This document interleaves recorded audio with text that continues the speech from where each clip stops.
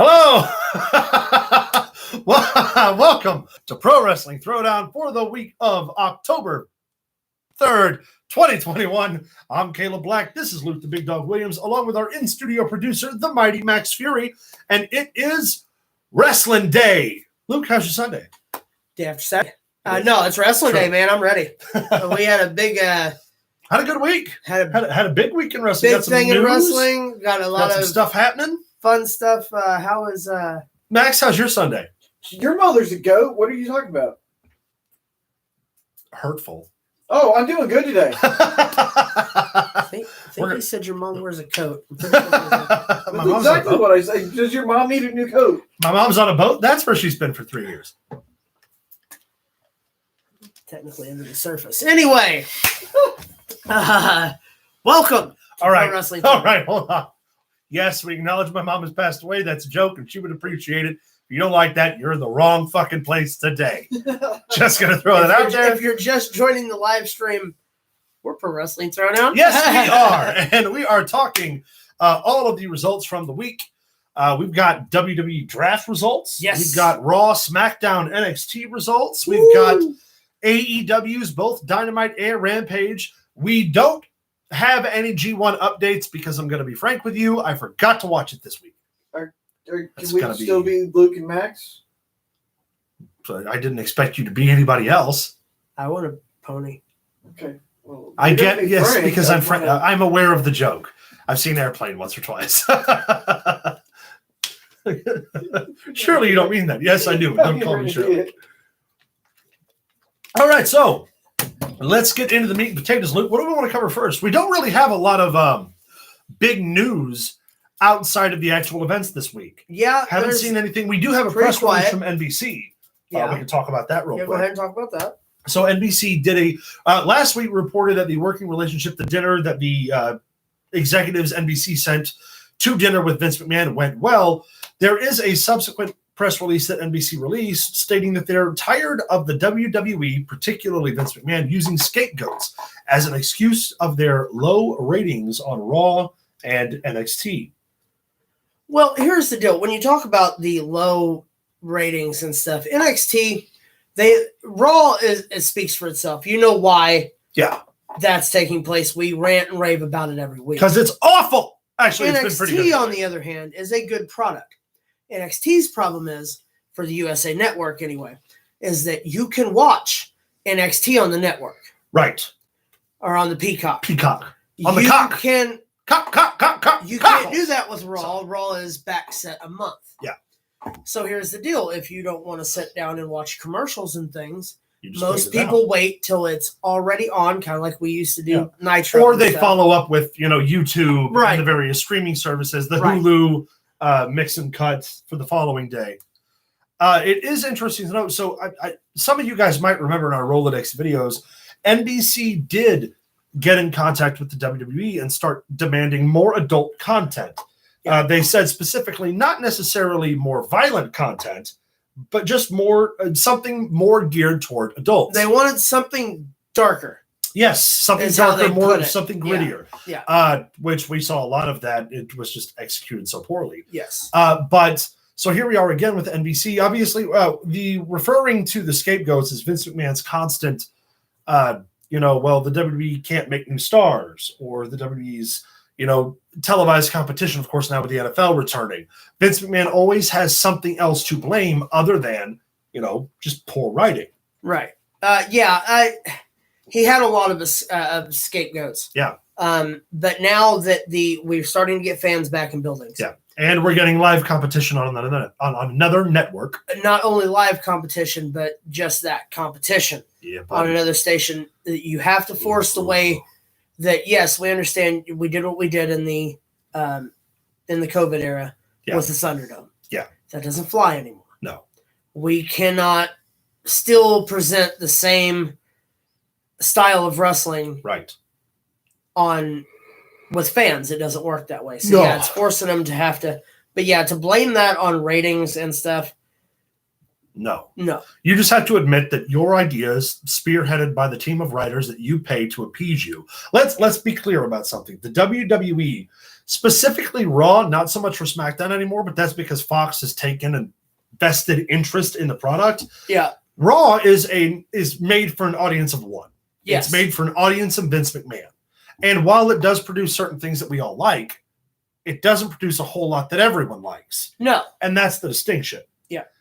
Also, Vince really can't blame on the fact that they don't create new stars anymore. We just had this conversation where we were talking about all the top stars now have been there for a while. Yes. And they took their time building them. They took their time introducing them. So to say that the WWE doesn't create new stars is, one, ridiculous. And two, when you're the guy in charge of creating them and you say we can't create them, it's your fault. Yeah, you're the only one to blame. Yeah. And a lot of guys like, we all know I love and respect Cornette more so than probably I should. Cornette often points out, Cornette excuses Vince's thing and blames it on the writers. The writers get everything approved through Vince. They submit, here, I wrote this. Read it. Do you like it? Yes or no? Yeah. If Vince says yes and it's bad, it's Vince's fucking fault. And Max actually pointed that out. Yeah. It all comes back to Vince. All roads lead to McMahon. He wrote. Also that. I mean, that's not really a road. It's more like a... It might be. It's more if like you know the next road, let us know. It's the road to fury. It's a whole bunch of stuff. But on that topic, it does raise the question, especially now with NXT's new launch. Yeah. If NBC is going to take a vested interest in the production of new stars. Now, keep in mind, there's always a conversation where, the WWE could stop running live shows and never run out of money. And while that's true, even if AEW spikes a 5 million rating this Wednesday, it's not going to affect their bottom line. No. What's going to affect WWE's bottom line is in 18 months when it's time to renegotiate with the networks. So is NBC... Tanya says, good afternoon, Luke Skyballer, Maxi Pata, and the other guy. Wow. I've known you longer than all of them. How dare you? It's my beard. How dare you, It's man? my beard. But it does raise an interesting point. Will NBC take a vested interest in their producing new stars? Will they put the thumb on top of Vince to start creating the content that they want for their network? Or will the WWE be able to skate right by without actually having to put any creative thought into the process? It all I think on that topic is, you're kind of gonna have to. They can't scoot by now, but I'm gonna say they're going to be able to skirt by for the next year, maybe two, until it's time to renegotiate with NBC. Not only the NBC and everything, but the talent. Yeah. People are ready to leave. Yeah. And the outside of that, too, is NBC has to compete with Turner. So they obviously have to recognize the up jump in ratings, the different ticks, and, hey, this is what's working in this market. These are the wrestlers being featured here. Right. I just don't feel like – I feel like NBC's had this conversation before, but NBC didn't do the follow-up. They didn't go to Vince and be like, look, their initial conversation was, look, we're unhappy with what you're doing. We want adult content. We want darker content. Right. So is NBC happy with the content they've been getting? Or have they just been waiting, biding their time? And again, most of these meetings happen behind closed door anyway, so it's not general knowledge. And when it was told, we were, like I said, again in the Thunderdome. COVID era. They did go darker. But the way they went darker with The Fiend, which was fantastic, cartoon darker. It was fantastic, but at the same time, it was more along the lines of, you want dark, I'm going to think of the most ridiculous possible ways to do things darker. And then they set the Fiend on fire and traded it out with a dummy on live pay-per-view. That happened. It did. We can't forget that happened. There are things, remember when everybody said that Sting traded places with a stunt double to come down from the rafters in WCW, lit on fire? Nobody questioned it because it fucking happened. Yeah. That Sting was 4 inches taller than regular Sting. And Sting's already like 6'4". Yeah, he's the one that took the dive. Even though Steve Borden is a legitimate stuntman. But he is a member of all that. Yeah, he's a member of the stunt actors. But they did it in a hokey way, almost like Vince, like the DX thing with the you can't say the word fuck. We will no longer say the words ass, bitch, pussy, or fuck. And they did it, and they used their own thing against him. I was like, yeah, that was Vince McMahon doing that again. Right. It's like, you want it darker? Okay, pay off. We're gonna get Alexa Bliss to dance around with a doll with giant teeth. You want it darker? Not entirely. You got opposed. darker. Now think about this. Everyone that they've released here recently. Yeah. Malachi Black. Yep. Bray Wyatt. Darker characters that they could have used and written well, that provided they didn't hire comedians who never watched professional wrestling. Exactly. That's what I'm saying. Like, all of the dark characters that they had, they let go. They've let go now. Yeah, and speaking of Alexa Bliss, they did such a build up with her, and then just smashed it all away. Just threw it all away. She didn't want to do the gimmick anymore after Bray left, is what I had heard. The thing that kills me about Alexa Bliss's gimmick and Bray Wyatt's gimmick, and like the Undertaker is like the biggest gimmick. He's the greatest gimmick of superpowered supernatural character ever. Right? Yeah. When did he ever beat anybody by making them vomit black goo? He beat him with a wrestling move, or a hold. Or something. Yes, he threw lightning, but he didn't do that in the middle of a match. No, he's right. You know what I mean? No, like, right. Like they did the performance around The Undertaker and allowed his in-ring work to complement the character. Right. Alexa Bliss specifically, when they had Shayna Baszler, who is a legitimate multiple-time UFC bantamweight women's fucking champion, losing matches by vomiting fake fucking black ooze. I can't say a lot because in my generation of wrestling, towards the early 90s, they had Papa Shango who set people on fire and people sweated green goo. It's no different than the Brood dropping blood on people. Can I make a counterpoint? That wasn't ever done during a match to win. Hold on. It had the bloodbath had. But allow me to make a counterpoint to that. How long did Papa Shango last doing that before they had to repackage him as the Godfather? No. I'm not disagreeing with you. I see what you're saying. I'm reinforcing what you're saying. Right, is that even though they've done it a million different ways, that shit doesn't work. Not anymore. You create the magic around the character. I don't give a... You could book a fucking wrestler named Merlin, and Merlin's whole deal is that he's the most powerful wizard in the world. And all of his vignettes can be all about magic, and all of his videos and promos can be all about magic. When he gets in the ring, people don't want to see him do magic unless... it's a magic trick that complements the match. Yeah. If he beats a wrestler by making them disappear and not coming back. If there's a birthday cake, right, someone's wearing it. Now, that being said, if he makes somebody disappear and he wins a match by countout, that works once, maybe twice a year. You could get away with that. But other than that, no way. No way, Jose. Okay, here's the deal. Unless that was his finishing move. Right. And that's different. The ninja advantage. Just fucking throws the bag on him and fucking pulls it away. Stop it. No, the ninja kicked the damn rat. They gave one of the hardest gimmicks to get over in The Fiend to Bray Wyatt, who pulled it off. Yeah. Well, like, he pulled it off like Taker. When Taker first got The Undertaker, there was people out there who were like, this is never going to last. Right. No one can do this gimmick. And Mark Calloway did it. Even before Bray Wyatt got to The Fiend, the character of Bray Wyatt as the cult leader was fantastic. But it would have been difficult for anyone else to pull off. Yes. Really, genuinely, his promos, and we've talked about before where I always thought the promos, they never went anywhere.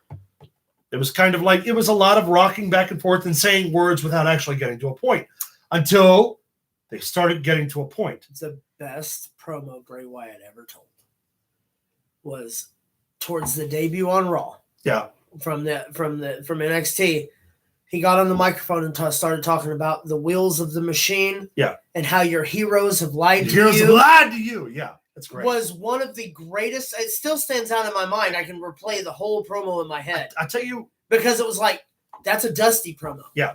Oh, that's a Dusty promo. You paid attention when Bray Wyatt Bray's promo skill is undeniable. My favorite Bray promo we got time. Yeah. My favorite Bray promo was after he won the belt. When he came out and he was like, I told them all their heroes would fail, and now I've got the whole damn world in my hand. Oh, man, so good. But again, with Bray Wyatt, though, perfect example. Bray Wyatt was so hot and so good, and then, what was it, WrestleMania 31 or 30 when he wrestled Randy Orton? And they started doing the projection videos on the mat for the belt. Yeah. totally fucked it up. Why? Because they added that hokey shit into the actual physical match. And that was before The Fiend. Right. Now, it would have been different if, like, you know, we did see Kane a couple times in the Attitude Era when he'd hit the pyro or set someone on fire or do something like very Kane-esque. But a lot of that was also physical stuff, too. Yeah. It wasn't just like he waved his hands and he lit them on fire. No, he fucking threw a fireball at them. And they got like something other than just like realism. Boogity, boogity, boogity. Yeah. No, Fuck I get it. I get Fuck it. you. That shit is a cartoon. But here's the deal. You can't fall on Alexa Bliss. No, because Alexa she's Bliss doing her is job. fantastic. She's taking chicken shit and turning it into chicken salad, but nobody wants to eat chicken salad at this particular cookout. They started the gimmick of the Firefly Funhouse. Yep. And her being in it. Yep. In the playground and all that. With the idea that character is a 5-6 year run storyline at best before you split those two. Right. And here's the deal. Out of nowhere, WWE releases Bray Wyatt after turning Alexa Bliss into the villain for this whole story. Yeah. And you get rid of the main component in the whole story. Right. That you could have built. Right. For 6 years. And the other example of that, too, is Alexa Bliss has taken the gimmick and she performs the gimmick very well. She does. It's just not a good gimmick to have. You could be the best method actor in the fucking world, but if you get a bad character, it's a bad character. And the same thing applies in wrestling. FTR. Brilliant fucking tag team. Arguably the best tag team in the world. The gimmick they pitched to them before they left was of the fucking, we're going to mock every 80s tag team. Yeah. Even the best tag team in the fucking world is going to look like ass doing that particular gimmick. Yeah. We've seen it time and time again. Brilliant wrestlers getting handed gimmicks that do not work for whatever reason. And there are a plethora of them. There is. The Right to Censor was a great gimmick. It was a great gimmick filled with wrestlers who could carry the gimmicks. But if you'd have taken Right to Censor in the 90s and given it to somebody, let's say they'd have changed out Steven Richards, who performed that character fucking brilliantly. Yeah, it failed. Yeah. And gave it to Bradshaw. Yeah. You know what I mean? Yeah. You don't want to see Bradshaw. You want to see Bradshaw go out there and kick ass and take names. Well, you don't want to. That would be like giving the APA gimmick to anyone other than Farouk or Bradshaw. Exactly. If the APA was done by Paul London and Brian Kendrick, would have never got over. It would have been a bad gimmick for the performer. And this particular case is that you've got a brilliant Alexa Bliss is brilliant. Yeah. She's great. But they gave her the worst fucking gimmick in the world. And then they acclimate those matches with that gimmick, and it's garbage. Agreed. It's crap. I don't plan on seeing it take place much further. I think she's got a repackage coming. I hope so. And this all comes back, if you're just tuning in, to the conversation we were initially having about how NBC is tired of Vince using scapegoats. There is no scapegoat. All roads go through Max, and then they go to Vince. See what I did there? Shout out to Max. You're welcome. You're welcome, America. I thought this was America. We are 18 minutes deep. Pro Wrestling Throwdown. Good. Let's go over this Monday night. This Friday night. Yeah, let's talk about that. Well, hold on. Do we want to do the draft first, or do we want to hop over Extreme Rules real quick? Yeah, let's give Extreme Rules. Yeah, so that happened before. We're just going to talk about the results real quick, guys. I'm missing one piece of our ledger for our total point tally. So the total point tally won't be done until next week when I figure out which pay-per-view I left off. Because for some reason, the numbers don't add up. I'm pretty sure 2 points ahead because I got the extra point for Charlotte. Yeah. But like I said, I'm missing a whole pay-per-view to finalize it out. When I find it next week, we'll finally have the full tally, which is going to work out perfectly because 2 weeks after that, I can do my punishment. So it's timing out great. But the results of Extreme Rules, in no particular order, and there are a couple things here, like we were just talking about, that I want to go over. Damian Priest versus Jeff Hardy versus Sheamus for the United States Championship. We all chose Damian Priest, and it was a unanimous decision. Yes. And Priest went over. What do we think about the match? I think that Sheamus, you actually mentioned this to me the other day, Maximus, that Sheamus playing this leprechaun gimmick is run its course. Yeah, I was listening to him on commentary. I think it was like right before. And again, they're all after me gold. They're all after me gold. They all want me gold. They all want me gold. You mean that the WWE took a bad character and gave it to a great wrestler? Yeah, it was like they decided, all right, let's just see how many times I can say it now. They're all after me gold. Yeah. Not to mention, why even here's the deal. I love the Hardy Boys. I'll go on record as saying they were one of my favorites. Yeah. No one cares about Jeff Hardy and his push for a singles title anymore. No one cares. That's because they keep killing him. No, well, here's the deal. Either they kill him. Got to get there and fall. I was about to say, either they kill him or he screws it up for himself. Yeah. Now, here's the deal. I would have rather bought Sheamus and Damian Priest again one-on-one. I'll tell you what. Than a triple threat match with somebody who is not relevant. I was incredibly critical of Damian Priest in NXT. We all remember that. That dude Ring Honor has hit the ground running on Raw. Looks like $1 million, slaps his leg a whole lot less. And if you watch Monday Night Raw, the match that he and Sheamus had, they beat the piss out of each other. Damian Priest earns my respect for two reasons. One, his like you said, his in-ring work, physically, and he's improved. It's impressive. Yeah. But most importantly, behind the scenes. Yeah. The man is well liked by everybody. Has good work ethic. At the end of that triple threat match, as Sheamus walked off, he pulled Jeff to the middle of the ring and shook his hand out of respect. Yeah. And it was really, really cool. And the whole diatribe about not creating future stars, Damian Priest is going to wrestle Roman Reigns at some point. That's going to happen. And that's going to be a match people want to see. Damian Priest. Think of it this way. You know the kid's got star power. I say kid because he's older than us, but I'm probably older than him. But look up how old Damian Priest is while we're having this discussion. Just in case. Point is, they had the awards the other night. Yeah. The music awards. Who did they have give Bad Bunny the award? Damian freaking Priest. Damian Priest. That is a main level superstar's position to go to these shows and promote like that. You've seen Stone Cold do it. Yep. You've seen The Rock do it. The Miz do it. Damian Priest is the guy who got tapped to go. Yeah.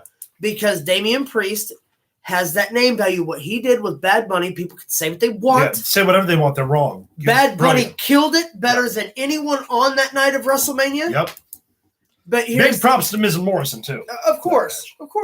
But I'll tell you what, he's a star. He's a star. You know what sets him apart from everybody else? And this is going to sound like a not important thing. That his voice. It's smooth. It's deep. It's a grown man's voice. When he talks, you listen. Yep. Not many guys, especially in the WWE right now, have that vibrato and that resonation. One other Roman. Other than Roman. Yeah. One other, I was thinking Keith Lee. Yeah. Keith Lee. Yeah. He's got one of them voices too that you listen. Damian Priest just turned 39. So he's a year older than me. A little older than I thought. But his Keith Lee's thing is his vernacular and the smoothness. Yeah. I'm talking about just the deep, the deep tonal quality because it creates an assertiveness kind to of it. like There's Taker. To it. Yes, exactly. Exactly. I get what you're saying. So got that gravel, that bass in his voice. Right. Yeah. So to recap, we all chose Priest. Priest went over. It was the only viable option. Agreed. Becky Lynch defended the SmackDown Women's Championship against Bianca Belair. Match was okay at best. I don't want to badmouth. No, they had a good match. It just wasn't. My thing is not the par that I thought it should be. Yeah. But it also hasn't had we talked about this last week. It hasn't had the appropriate build to be there yet. Right. Agreed. Here's the problem. If the draft, which we'll get into here in a minute, if Becky Lynch goes to SmackDown or stays on SmackDown now that they've sent Bianca Belair to Raw, you've killed the whole story. You've killed the whole match frame of giving her heat back. Agreed. You squashed her at Mania. Mm-hmm. You've given her one match. That should be a 3 or 4 match thing with a blow off of a cage or something. You know what I'm saying? Yes. But here's the deal. I just didn't get into it. And that's something for me because I, like most, I enjoy the women's wrestling matches. Agreed. I think that the women are just as entertaining, if not sometimes more, than most of the stuff that mainstream the pay-per-views. Right. It's just I have it to look didn't. up a detail here real quick. Please keep Yeah, talking. it I'm looking up didn't- something for the show, guys. It didn't. It didn't have the payoff for me. Yeah. Well, we did see the return of Sasha Banks in this match, and that's what I'm trying to figure out. Hello, Shane. How are you? Yeah. Hey! Fucking neck. Hey, fuck you, pal. I'll beat your giant fucking ass. Hey, show some respect to the champ. Respectfully. Oh, yeah. To the Congratulations champ, to Big Bull congratulations. Bronson. Fucking taking the belt off of the golden boy Greg Anthony down south. Bull's back in the game. Better than ever. Yeah, so we did see the return of Sasha Banks. So obviously that adds a nice level. I'll beat the theater out of you. Fucking, you're welcome, big dog. Yeah, we saw. Bull called you theater kid. No, he said thanks, kids, but I misread it at first. Actually, They called him a fucking neckbeard first. So. But no. So Sasha Banks back, which obviously adds a new level to the women's division over on SmackDown. Of course, we saw what happened after the draft with that. But yeah, the match just wasn't there for me. And that's saying a lot because the two components, but that just goes to show you two people who are very good and can work with anybody. Yeah. Don't always work well with each other. It's not that. They didn't have a story. They didn't have. I mean, the story was, that Becky came back and took the belt from her a month before. That's not a story. That's it. There's no other build to that. There's nothing else that made me give a shit. Charlotte Flair. We all went for Becky, and Becky won. Charlotte Flair defended the Raw Women's Championship against Alexa Bliss. You gentlemen chose Alexa Bliss. Yep. I chose Charlotte. Yep. And all I can say is, you fools! You poor, pitiful fools! What'd you say, you giant bastard? What'd you say, you giant bastard? Pirate teeth. This match, similarly though to the Becky and Bianca match, I'm just the Charlotte Alexa Bliss feud does not do a fucking thing for me. The destroying of the doll was pointless. It's her totem. It's tied to her character, but it's a bad character, so I don't care. I mean, that's kind of why not? It kind of reminded me of the pirate coming out and stealing Bret Hart's jacket. Exactly. You know what I mean? Like, or anytime anyone took Taker's urn, it just Kama melted it down into a fucking killer chain. If I remember right, I'm just saying. Why not just the story be Charlotte Flair, Charlotte freaking Flair, and Alexa Bliss? Carriage House is Alexa Bliss, and let them fight for a fucking belt. Instead, we got hoodoo and nonsense, and Charlotte Flair winning, which gives me an extra point. Give you your fucking point. Just shut up and go on. It's neither here nor there. Dude, this conversation has gone on longer than the match. I don't give a shit. It's my fucking baby. Liv Morgan versus Carmella. Ended up being the pre-show. It did, but since we took a bid on it, I just want to say I think I liked Liv Morgan and Carmella more than I liked the other two women's matches on the card. I did. I like Liv Morgan, though. I think Liv Morgan is a talent. While it wasn't a fancy match, nothing spectacular, it was a good match with a solid foundation, and it's had a story. It's had a build-up. Wasn't long, or it didn't hang around too long. They got in, they got out, and Liv Morgan's fucking great. Yeah, she really is. And also, we talked before about how much Carmella's improved. She really does get better. She does a little compared to when she first came to the main roster. Yeah. Like Charlotte, I've never been a fan. I've never been a fan of Carmella ever, but she has improved. She's getting better. I'm not saying she's, Bull Bronson. Any thoughts on last night's death match circus? No.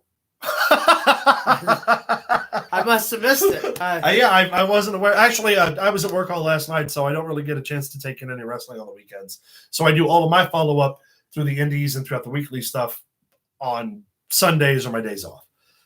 So currently, no. However, that does leave us to have a talking point for next week. So I'm going to put that in my notebook right now, that we're going to do some research and come back to the Deathmatch Circus next week. First week. Give me 1 second. We'll get back to Extreme Rules. Vamp. Okay. One talking. Can we just call it the Rules pay-per-view? Yeah, what's up? A pay-per-view called Extreme Rules, and nothing happened. I mean, it's also for a company that utilizes hardcore matches that isn't allowed to Also, bleed. I'm going to save something for the main event because I want to talk about something very serious. What's our next one? 1 second here. Let me finish wetting my whistle. Carmella lost. We all went Liv Morgan. Yes, we all selected Liv Morgan. The next match on the docket is the Usos versus Private Party. Was exactly what you thought it was going to be. Ha ha! Got you, the Street Profits. I tricked you. It was a really good match, though. Yeah, but it was what you expected. A solid tag match between two solid teams. And I'll tell you what, Montez Ford gets hyped like no one's business. Man, that frog splash, dude. He's got a lot of charisma. He's got more of hang time than McMahon had for the or not McMahon. Van Dam had for the Terminator. I do love. Do you see the clip from SmackDown when he went to step on the table? No. He went to step on the table when he had a singles match against Roman Reigns, either last week or it was last week, and he went to step up on the table and the table collapsed because it was gimmicked. Yeah. So it just fell underneath him. Oh, I've done that. I've done that before. But overall good tag match. Usos took the belt. None of us expected the Street Profits to be. Yeah, they kept the belts. It's what we figured. Yeah. But again, a solid tag match and the only tag match on the card. So got it right. The only scheduled tag match. We're also not going over the matches that we didn't talk about because those aren't worth points. Yes. There was an unannounced six-man tag. We're not going to talk about that because it doesn't affect us. Yeah. And in our main event, Roman Reigns versus the Demon Finn Balor for the Universal Championship. Okay. We all chose Roman. Roman won. Let's break it down. Here's the deal. One, it's an Extreme Rules match. Do something semi-extreme. Am I not wrong? Agreed.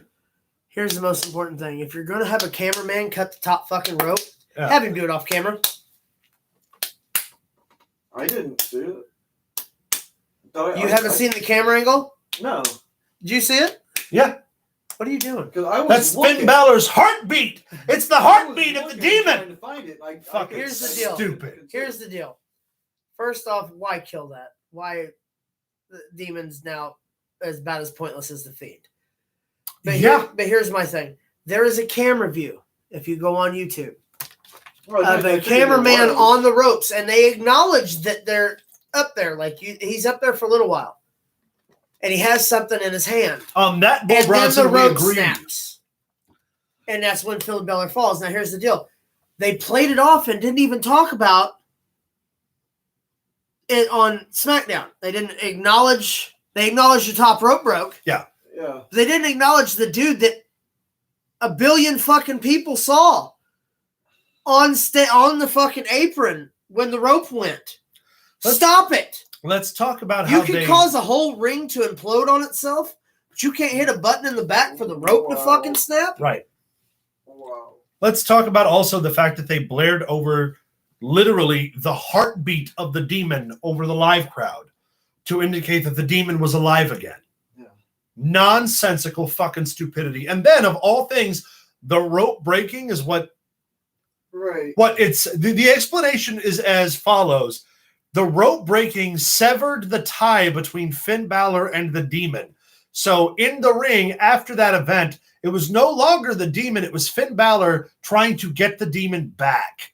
And that's how he lost to Roman Reigns. That's the dumbest fucking thing I've ever heard. And also, if you have to explain it in that sort of context, it's immediately bad writing and stupid fucking wrestling. Here's the deal.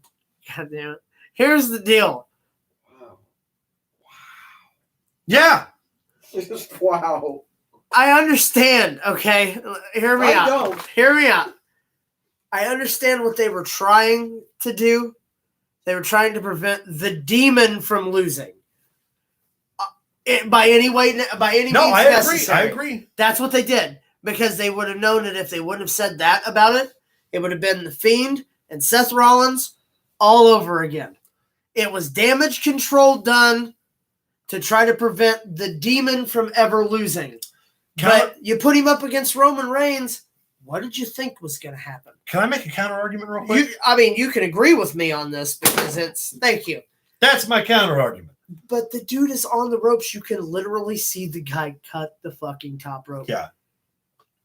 in an arena full of people. This isn't Thunderdome where you can hide it. It was a packed crowd. Yeah. And this dude is just the Demon thing in the corner. Got over in Japan. It got over a couple times on NXT. It doesn't get over on the main roster if they're going to do it like that. It's just not going to work. Nope. And again, I understand that the WWE... They could have had one of the Usos run out there and cut They it. could have had both of the Usos come out there and cut it. They could have had one of the Usos cutting it while the other super kicked Finn Balor. Actually makes a little bit They of could have had both Usos come out, one grab the ref, then one Uso and Roman beat down the fucking Demon and shoot him in the fucking leg, and it still would have made more sense. And if it had been Arn Anderson, he would have shot him in the leg. Here's the deal. How do you go into damage control from now on? This is what you do. Fire your writers and hire Jim Cornette as a booker. Hire us. People have already started talking about this. The guy on the rope cutting the ropes. 3 weeks ago, WWE Performance Center hired the other Uso boy.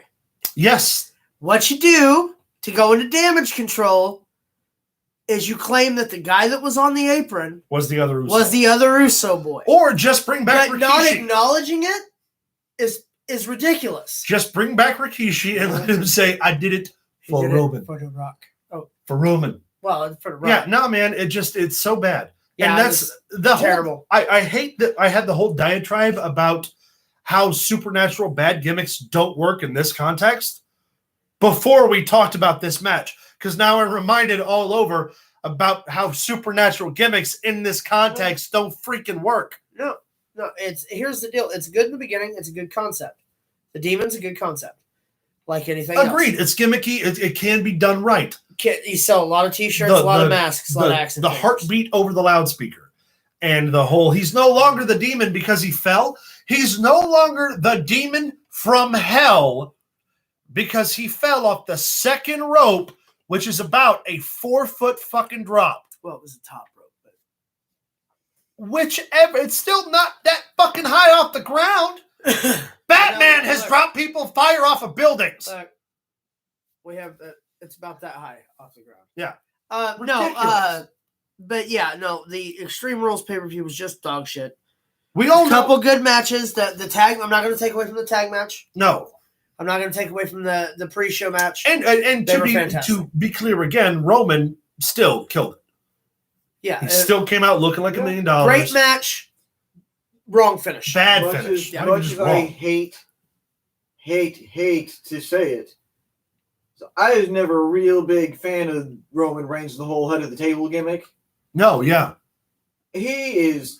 Killing into it, man. Oh, he's the best. Him and Heyman are the best. I was watching things SmackDown, to watch. and as he come out, he's come out for several weeks in a row now. He comes out beginning of the show, almost like Mick Foley would have done. Yeah, he comes out, Cleveland, Ohio, acknowledge me. Yeah, and that's all he has to say. And you kind of like when chills, when the Rockies come out and be like, this ain't sing along with the champ. Right. Yeah.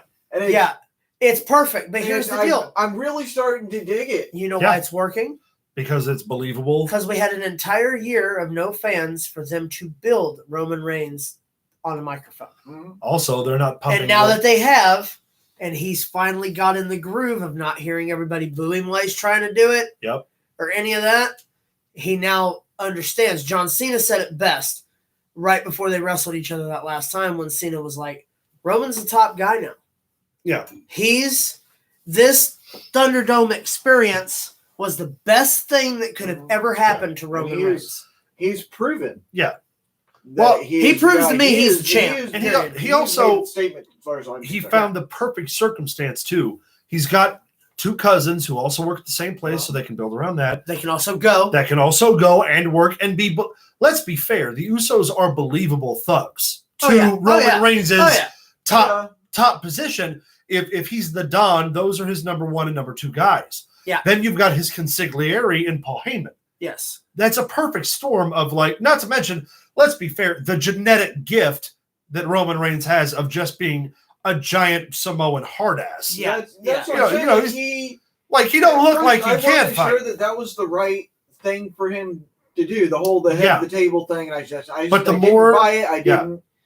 It wasn't believable to me. Yeah. But he's proven to me that he can carry. Here's the company. That's the Agreed. difference. And he is. And That's the difference. But the WWE doesn't make new stars. Right. The difference is when it first started out, when they brought out the acknowledge me shit, it was between him and the Uso. Yep. And it worked. Yep. But then when it was over and they were his lackeys and he started doing the head of the table, it got a little hokey at first. A little bit. Paul Heyman playing looking at him with love-filled eyes and shit. And then the pandemic really took effect. Yeah. And he's had time to build. Paul Heyman's had him.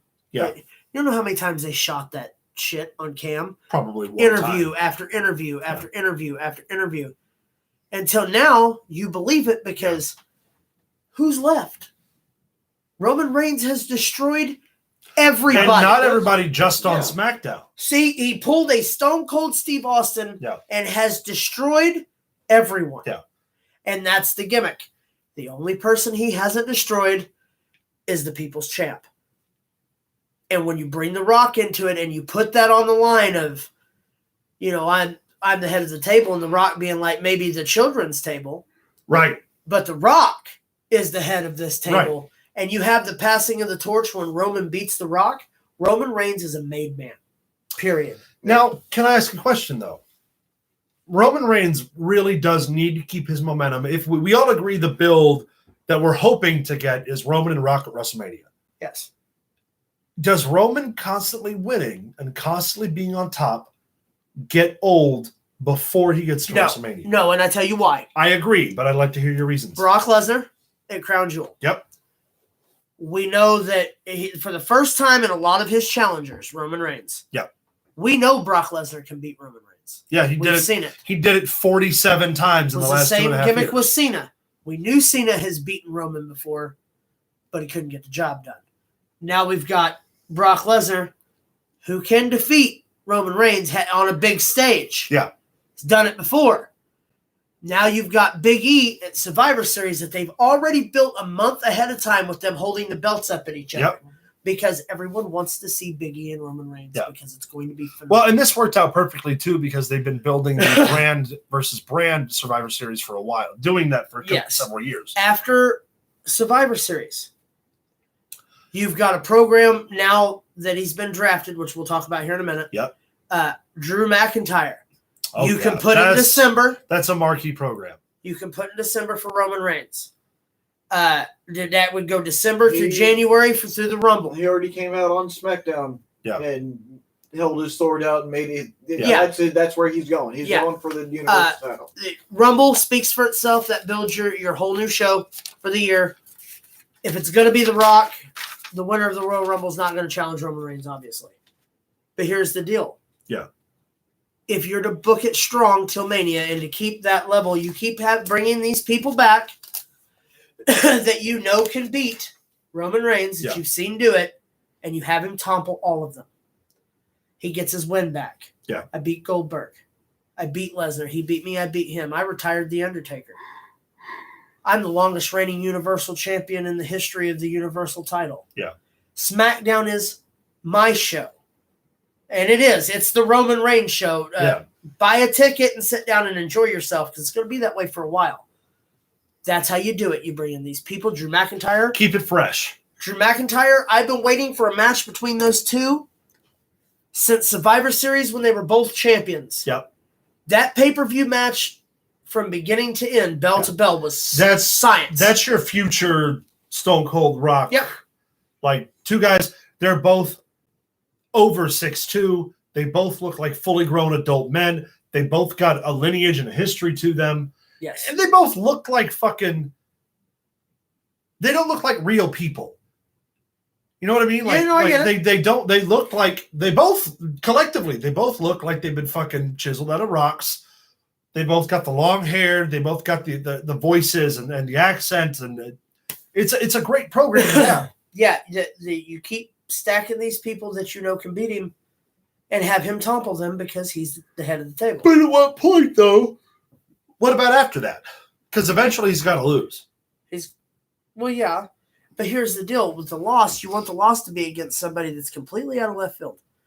You don't want to see it coming. Or do you want it to be Drew McIntyre? Roman Reigns, I think Roman Reigns is the guy, and I think it's the time right now. Roman Reigns has proven that he can carry all of this on his back, and he has the way he has been. And I say, keep it on him until we have a new find star. That one guy, that new up and coming guy. That's smart. That's what I'm saying. You pick the one guy out of nowhere. Yeah, and not you instantly instantly make a star, instantly, by them beating Roman Reigns. Not like an easy, not a quick match, like a hard fought, barely. Yeah, it's the Brock Lesnar story. He come in, he won the King of the Ring, and then he beat The Rock the very next pay-per-view while he was still being called the next big thing, and The Rock put him over. That's how it's supposed to be. You got to find that one guy that's like, the crowd's going to get completely behind this dude. It could be Damian Priest. Damian Priest, for all I know, could be the next guy to topple Braun Breaker. When it's said and over with, I think that Roman Reigns should hold the records for holding the belt longer than anybody in history. That's the way I'm down with. That's all the way I see it. Oh, having pull a Bruno? Braun Breaker. Rick Steiner's son. Have him be the guy. First of all, he's probably the only guy who could legitimately take Roman Reigns in that locker room. I think, honestly, if you're going to take the belt from Roman, it needs to be a shock, first off. No. Depending on the shock. It can't be like someone like Drake Maverick. No. That kind of shock. Then, But hear me out. Something that the fans are going to jump behind. Okay, but give me an example of who, and I'll tell you what words I'm trying to put here. Who right now, NXT, Raw, or SmackDown would be the surprise guy? So just somebody randomly off the streets. I don't know. Then it doesn't work. Hold on. You let him hold that belt until you find that guy. But you can't just bring that guy in and have him beat Roman on day one. No. Find the guy and you make them earn their spot and you teach them and you. And then in 3 years they beat Roman. Yeah. So you keep the belt on Roman for 4.5 years. That's what I'm saying. Time out. He's already had it for almost 2, gentlemen. That's what I'm saying. He'd have the belt for 4.5 years before somebody beat him. Maybe they have found that guy and nobody knows yet. That's what I'm saying, though. In your opinions, one guy I could see do it. Who's your one guy? My build, not what's going on TV right now. Karrion Kross.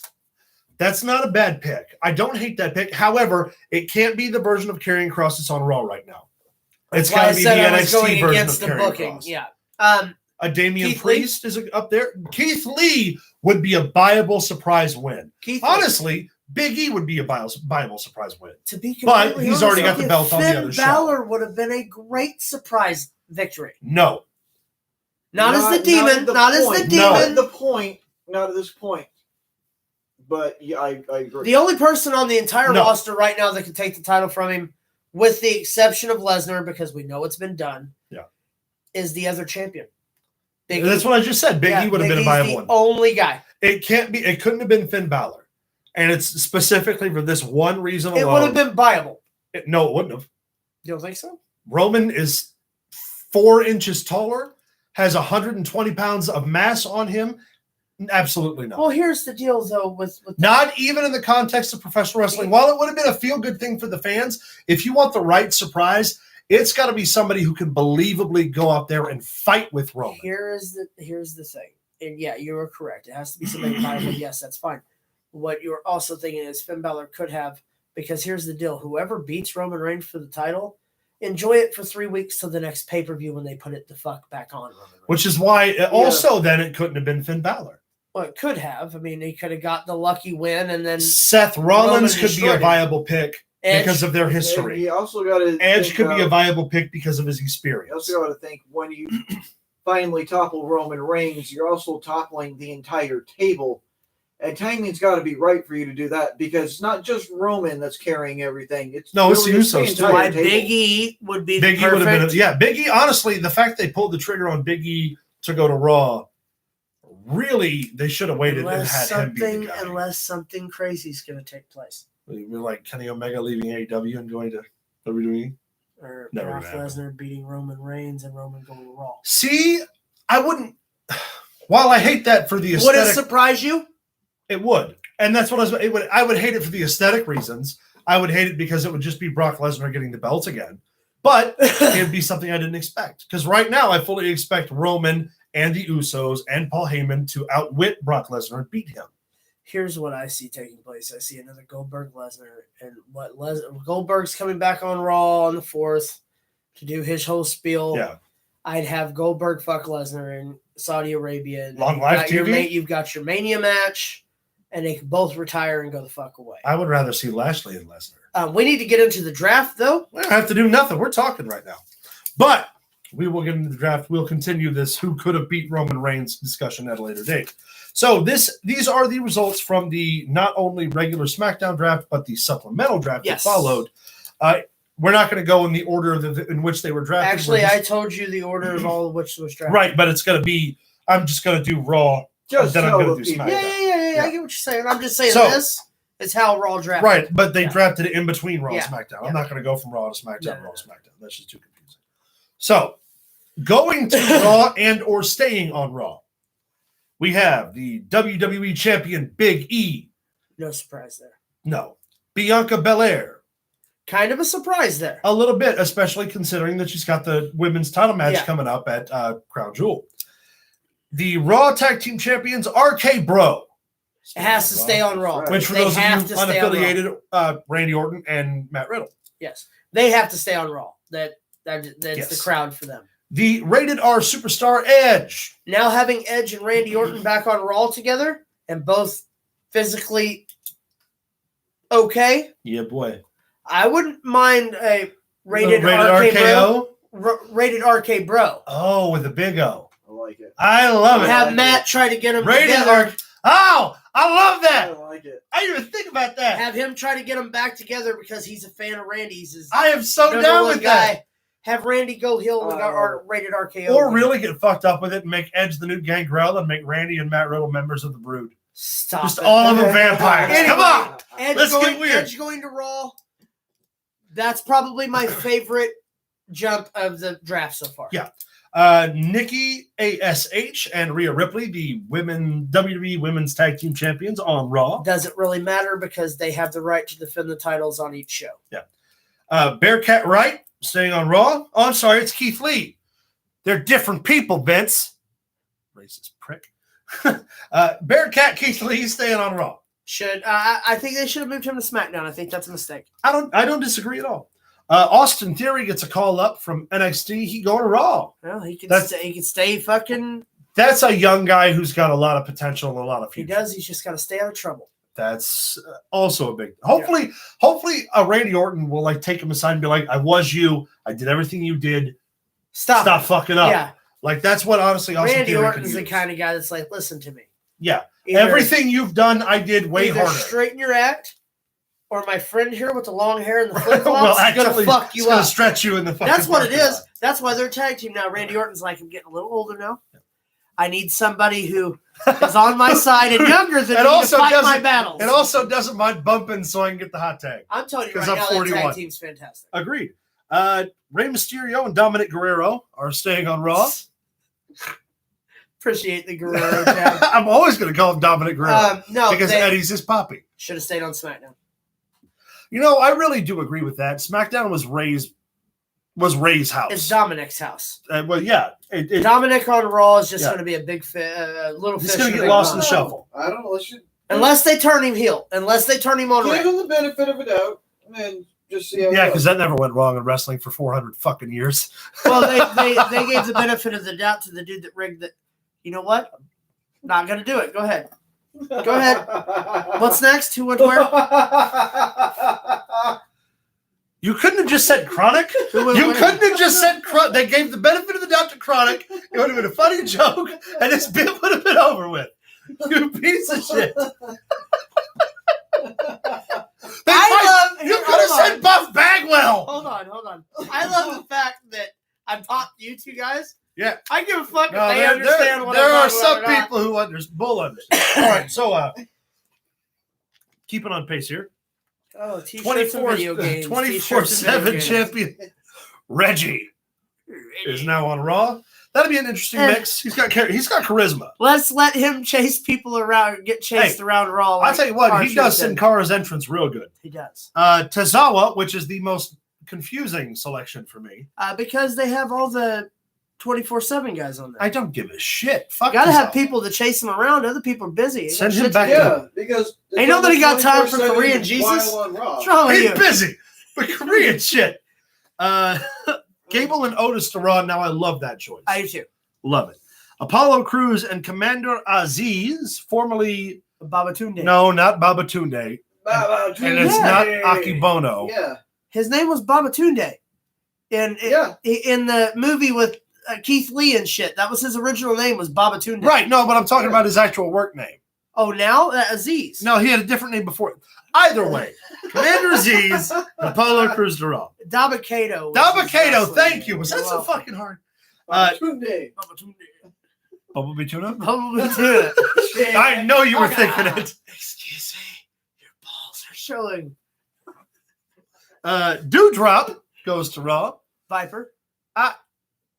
I'm really not over on Piper Niven. I got to be honest. It's not her weight or whatever you cynical pricks think. No. I just don't think she's that good yet. Here's the deal. In the UK, she's fucking amazing. But it's the same thing with Daniel Bryan. You take him and you bring him in and then you make him work your style. It doesn't work. Just not yet. Drake Maverick, another confusing get for Raw. However, as entertaining as Drake is, that could be a lot of good shit. You know why he's on Raw, don't you? Because they had to move him up from NXT because he doesn't fit the scheme down there. Oh, yeah, that's right. Because remember, him and Killian Dane were a tag team in NXT for the last couple months. And now that they've changed to the no midgets mind frame, you have to get rid of Drake Maverick. But here's the deal. Drake Maverick is a hand. Oh, he's brilliant. Drake Maverick, not only with that story of the honestly, it would behoove them to put Drake as a leader of a faction. They tried. He was the original leader of the guys that Paul Ellering offers AOP. of pain. AOP. He was running with them. He needs a whole faction that he can just fucking use. That's how I do it. Hit row. It's a shame they're on SmackDown. Yeah. Johnny Drip Drip, as you so eloquently reminded me. America's John Morrison. Most Wanted. I hate John Morrison. Passion. The wettest guy is the bestest guy. If you'd like to submit your resume to be a producer, I would just love everyone to know that the mighty Max Fury behind the camera here is wearing tie-dye saying all of this, which makes it even better. Fucking hippies. Teabag is...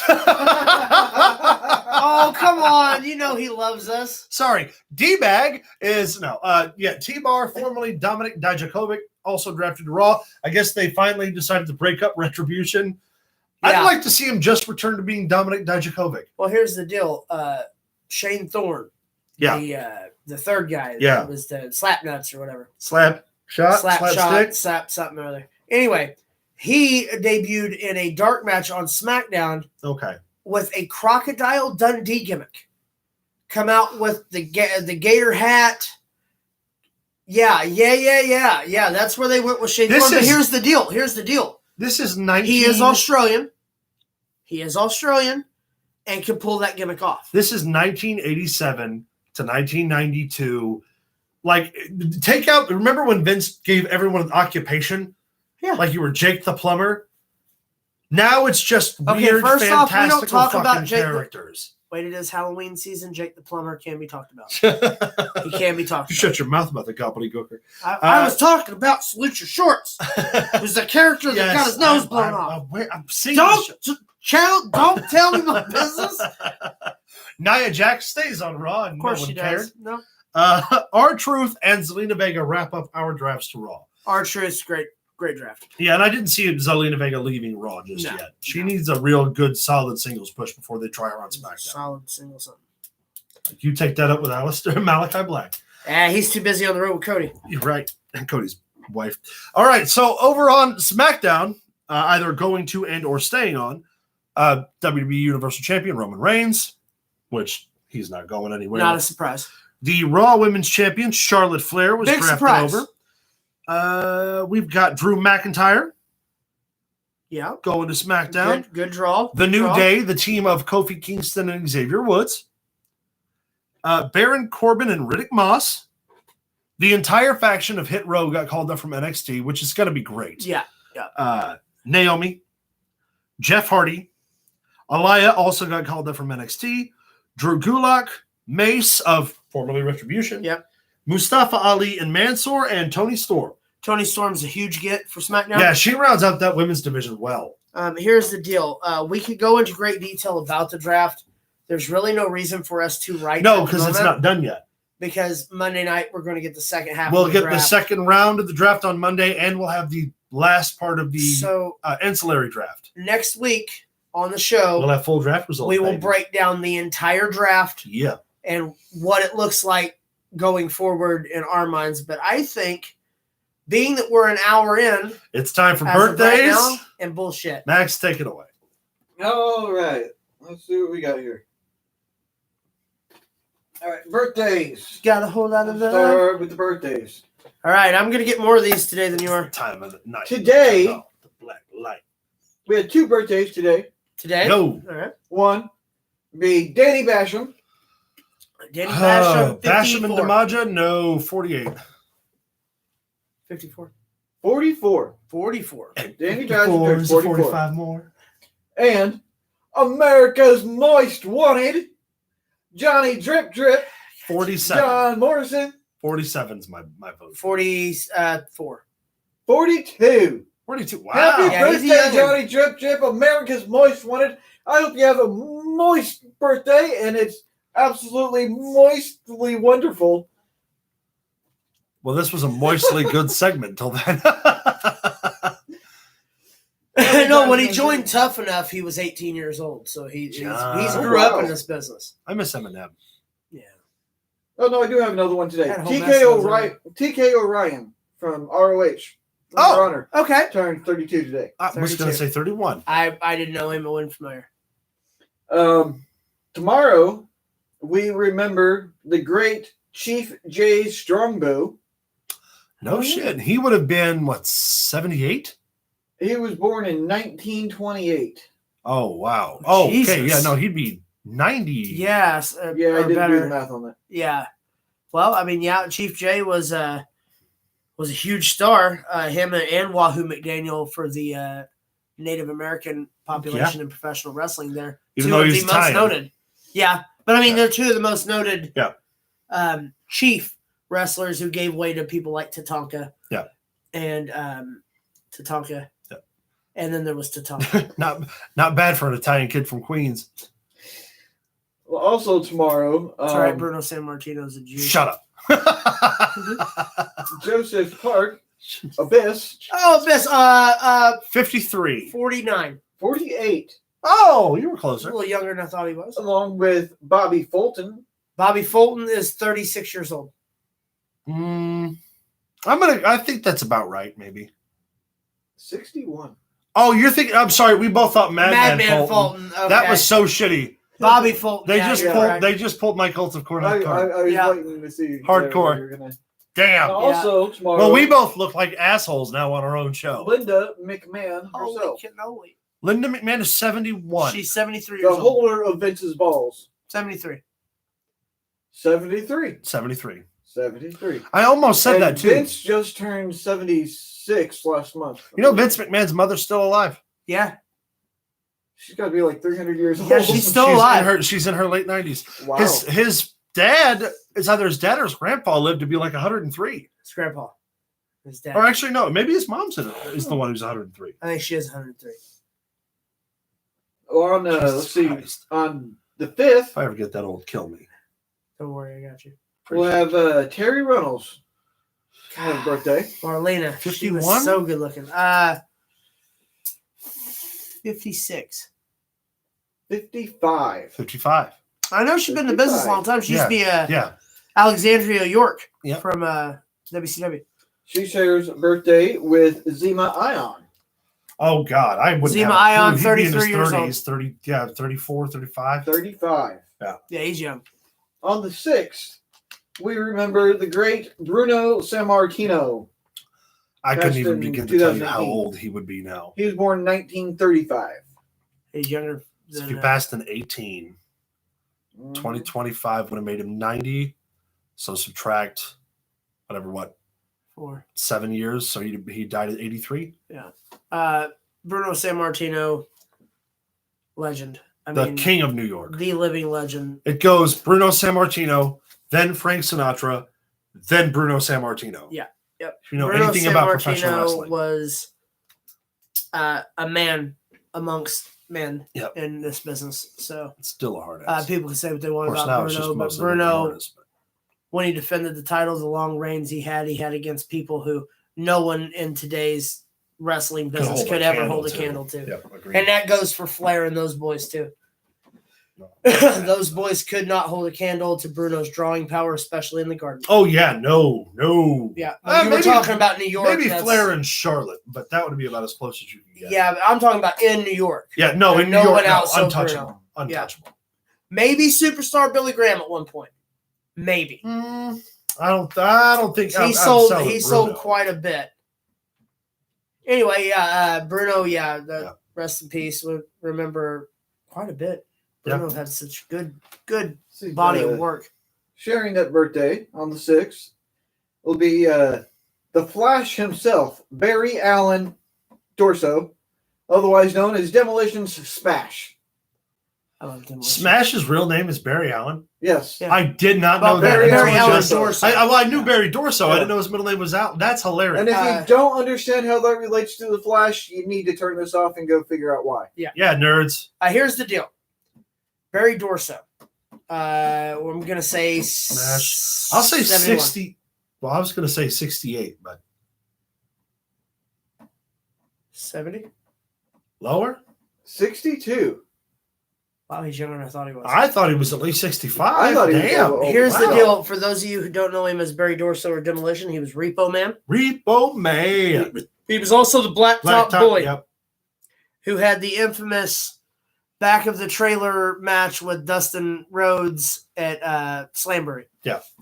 They had to ring the chicken bell. Which they later tried to recreate at Victory Road 2004 with Dustin Rhodes and It's go over. It's fucking horrible.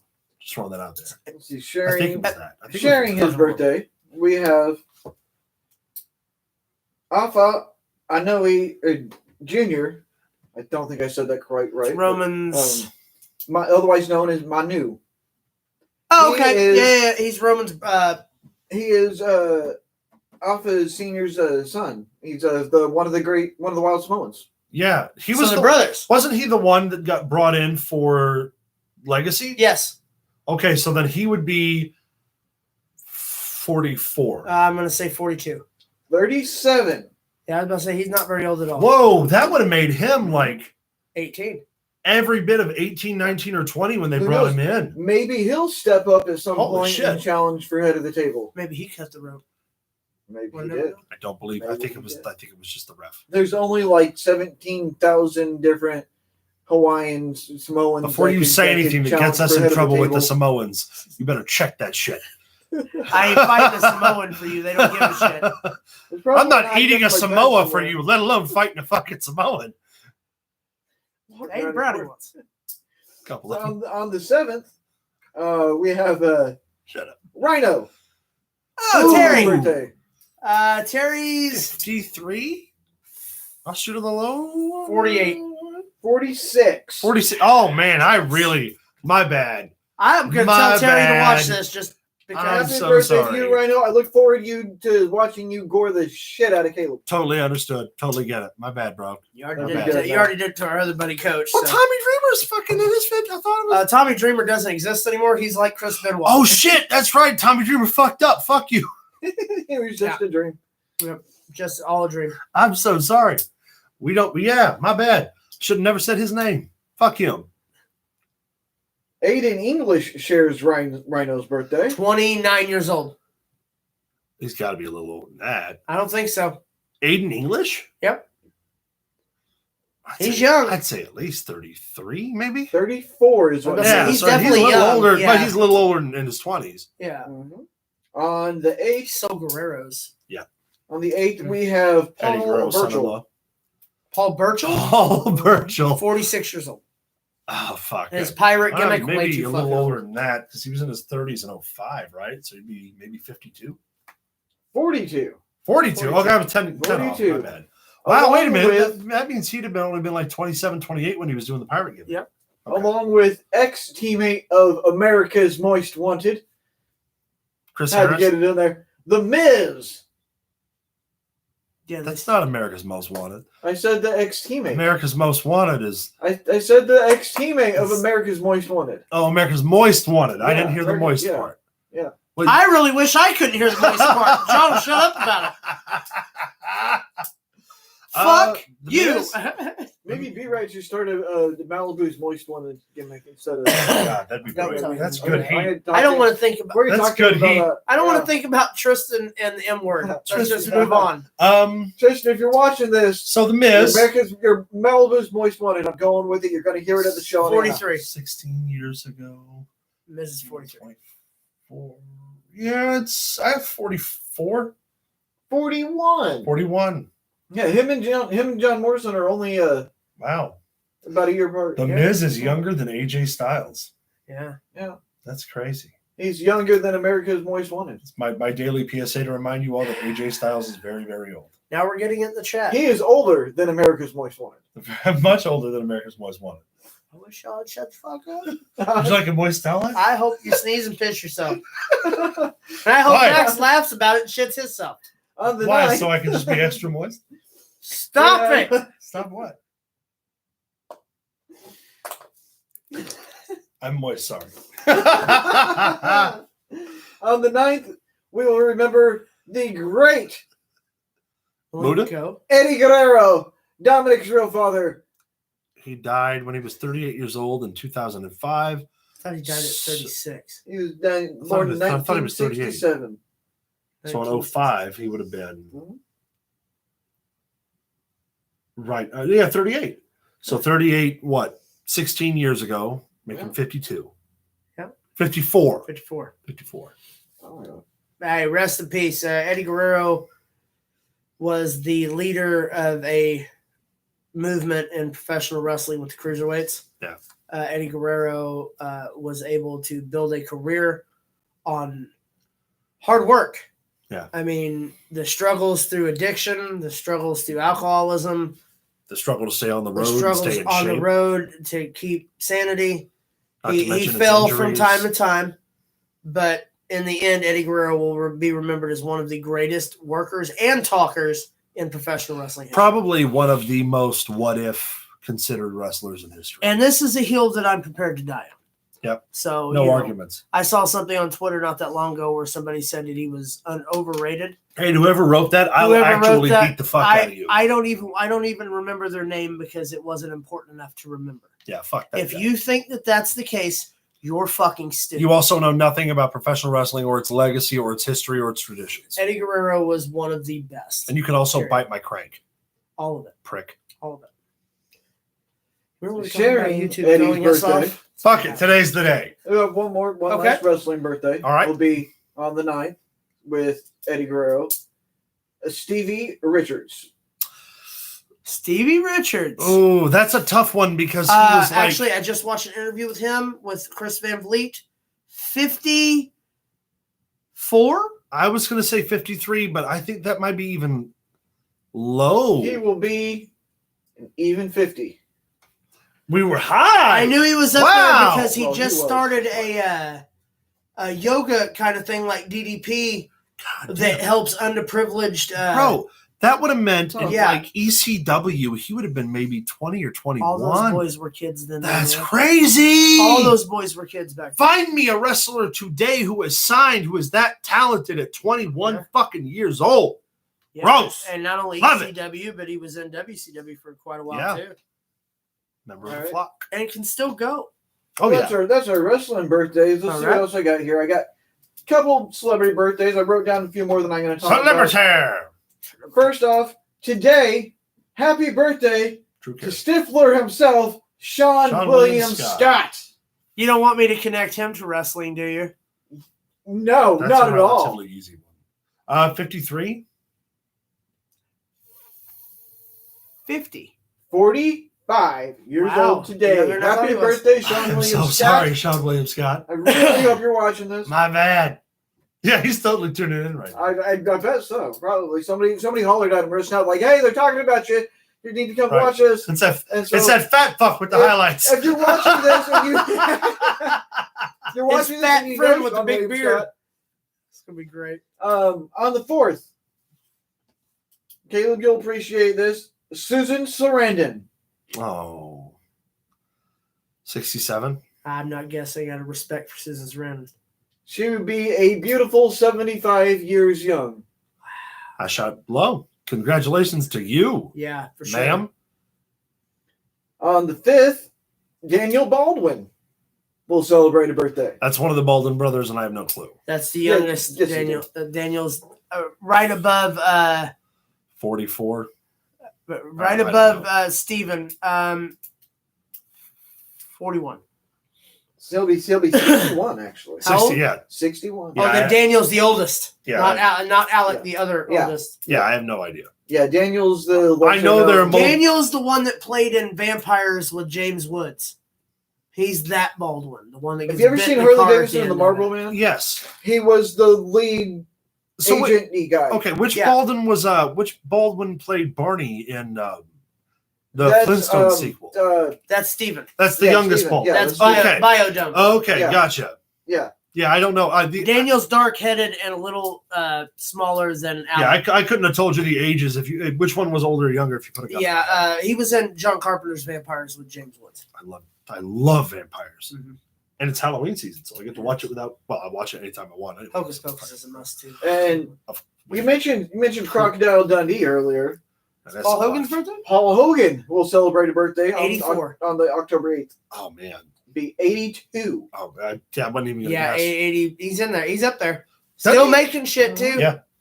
Mm-hmm. He just did a movie called called Not Dundee or I'm Uh-huh. Not Dundee, which is great. Where he played himself. That's a knife. That's all the celebrity birthdays that I'm going to do. I got a little bit of bullshit to get All right, into. let's get into the bullshit. Wouldn't have it any other way. Yes, Caleb, I do have an answer for that question. If you've ever wondered if you've ever wondered what it's like to speak correctly, if you've ever wondered what it smells like in space, have you? I know you have. Yes. Okay. Well, I have an answer for your question. I'm not a stoner. I've never once had these thoughts. Now, apparently, a study was done through various astronauts that had actually been to space that had all described that there actually is a smell in space, and it smells like seared steak. I see. How? But I wonder how they figure that out, because they're in their helmets and stuff, right? So they're immediately. and then on the inside they there's can still open this it, box, but then their head's going to explode.